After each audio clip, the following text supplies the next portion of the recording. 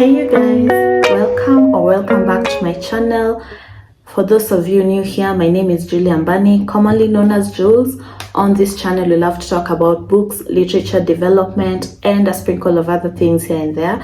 So if that sounds like your cup of tea, feel free to give this video a thumbs up, subscribe to this channel, share it with whoever you think might enjoy this content, and yeah, let's go. So guys, you've already seen the title for this video. Today I want to talk about this book, Things They Lost by Okwiri Odor.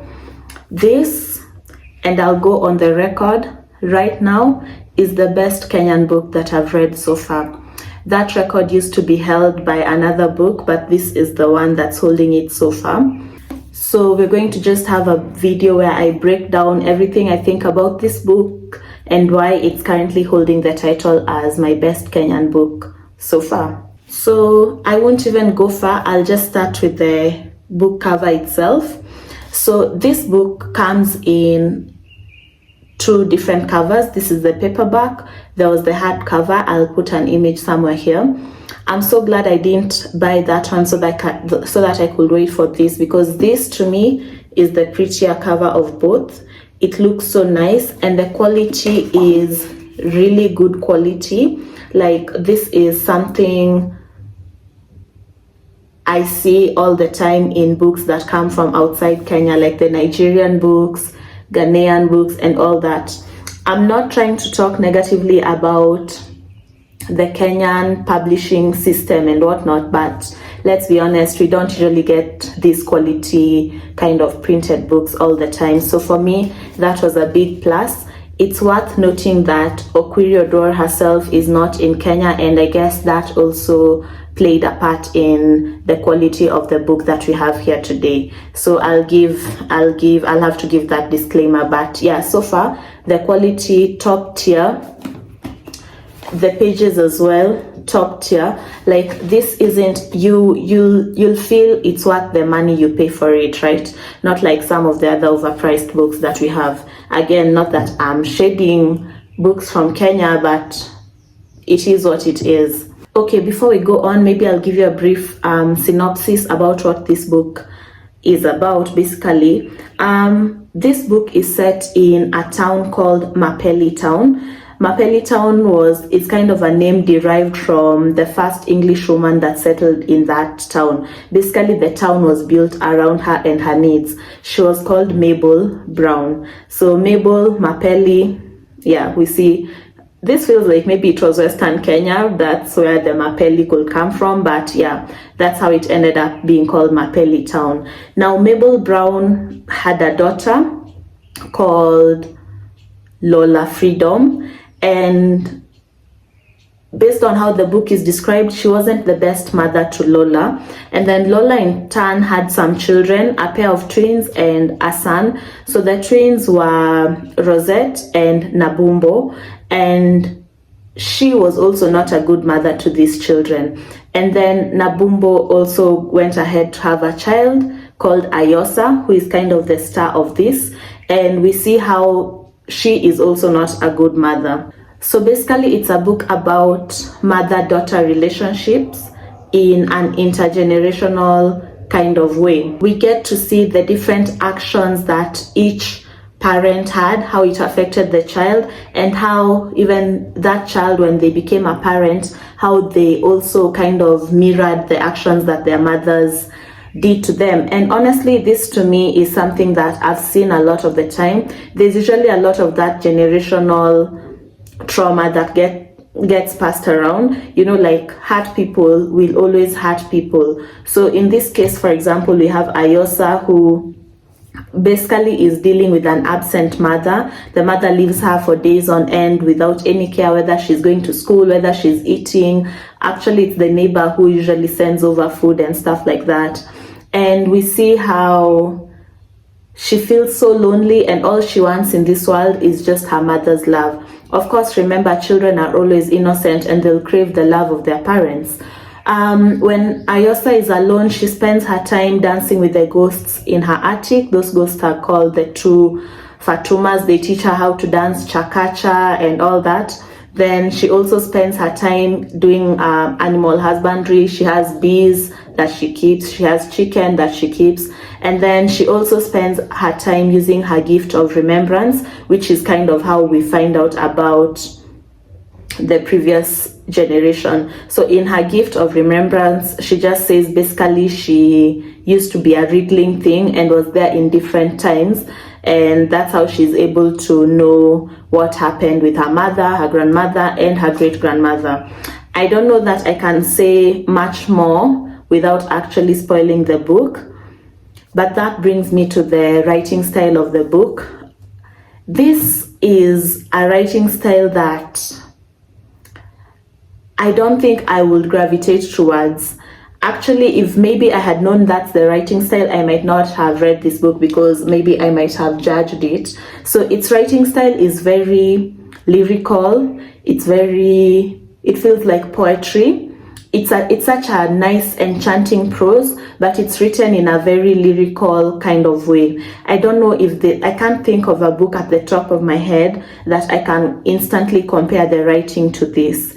And I like how the story is not just told in a straightforward narration of what happened and anything like that. It's told in bits and pieces. We move from sequence to sequence. Sometimes we're talking about Mabel, sometimes we're talking about Lola, sometimes we're talking about Nabumbo, and other times we're talking about Ayosa herself. So it's not linear. It's not a linear story. It just shifts. And so you have to keep up with what's happening. Another major thing that's going on in this book is personification, in such a way that different things are given personality as if they're alive. For example, the water in the river is given its own personality, the wind is given its own personality, and things like that. So there's a lot of that going on. There's also a lot of magical realism. This book, especially told from Ayosa's perspective and the gift that she has, it kind of feels like it's somewhere in between the living and the dead. So there's a lot of magical realism brought about in this book. So it's just not your typical book. There's a lot of folklore as well. There is a lot of, I think that's how I'll categorize it, because, for example, the Fatumas that I had mentioned are ghosts. Ayosa also gets attacked by something called Jinamizi. Jinamizi is Swahili for nightmare, if I'm not wrong. So the fact that Jinamizi is given a whole personality as something that comes and goes is something in this book. There's a lot of wraiths. I don't know if I'm pronouncing that correct, but basically they try to steal people. They'll come to you as someone you know or someone you desire or something you desire, but they're not real people. They're spirits of the dead who've not yet crossed over to the other side, because maybe they don't know how they died, the circumstances of their death is not too straightforward, and this is just how they take revenge or keep themselves entertained. So there's that element to that. I liked that there's a lot of Swahili references here that are just dropped here and there. All the names were very Kenyan, very familiar. I really liked that. I loved that there was no additional explanations of what is what. I really hate when Africans write books and then want to explain each and every foreign word. There wasn't that in this book. There was a lot of culturalism being shown. For example, there was a day of mourning the dead. There was a day of celebrating I don't know what. Those are very African things that happen.